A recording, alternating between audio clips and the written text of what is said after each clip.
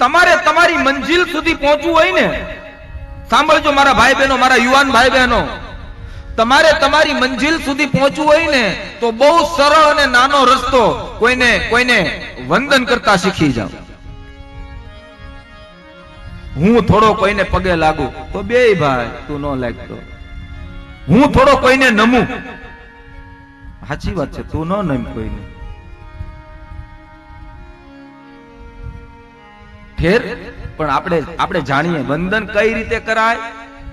તમે સ્વામિનારાયણ ભગવાનના મંદિરમાં જાઓ, ત્યાં પછી ઘનશ્યામ મહારાજની મૂર્તિ હોય, તમે વંદન કરો. તમને હું શીખવાડું છું પગે કઈ રીતે લગાય. પછી તમે પગે લાગીને બહાર કોઈ નીકળે ને, પછી આપણે પૂછીએ ભાઈ ક્યાં ગયો તો, એટલે એમ કહે છે કે પગે લાગવા. દર્શન કર્યા ભગવાનના? તો કે હા.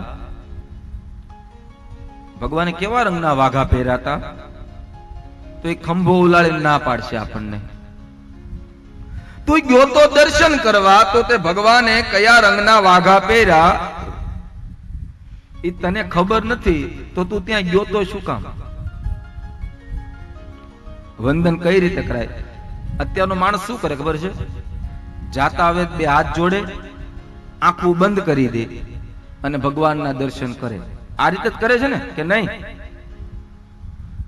પણ મારા ભાઈ બહેનો, ભાગવત શાસ્ત્ર ના પાડે આને વંદન ન કહેવાય.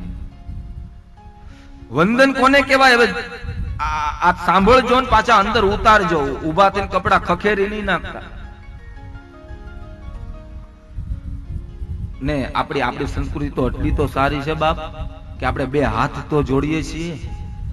અમે ઘણી જગ્યાએ જઈએ ને મંદિર, ઘણા લોકો આમ પગે લાગે, આમ આમ આમ.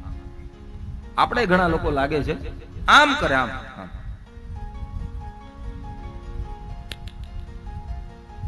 नहीं मेरे प्यारे भाई बहन, ध्यान देना, वंदन किसको कहते हैं? आप पेला તમારે મંદિરમાં જવાના ત્રણ વસ્તુ જોઈએ. આ ઉમાશંકર જોશીએ કીધું, સાંભળ્યું તમે? હૈયું, મસ્તક અને ત્રીજું આપણા હાથ. શું કરવાનું? તો કે બે હાથ જોડવાના. હાથ જોડી અને તમારી આંખ ખુલ્લી રાખવાની, બંધ નહીં રાખવાની.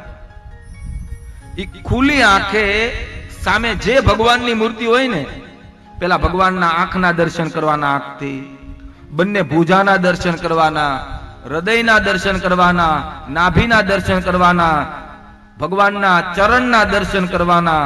આખી મૂર્તિ આંખથી જોઈ લેવાની અને ઈ મૂર્તિ આંખ દ્વારા આપણા હૃદયમાં પધરાવાની ને પછી આંખો બંધ કરવાની અને બંધ આંખે જે હૃદયમાં મૂર્તિ પધરાવી હોય ને એના દર્શન કરવાના. આ રીતે દર્શન કરો ને તો દર્શન કર્યા ગણાય.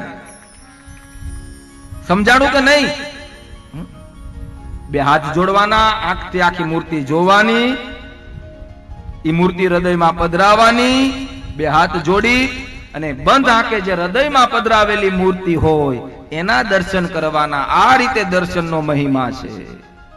પણ હવે આપણે તો મંદિરમાં જઈએ એટલે ભગવાન ઉપર ઉપકાર કરતા હોય એવું તો આપણું વર્તન હોય.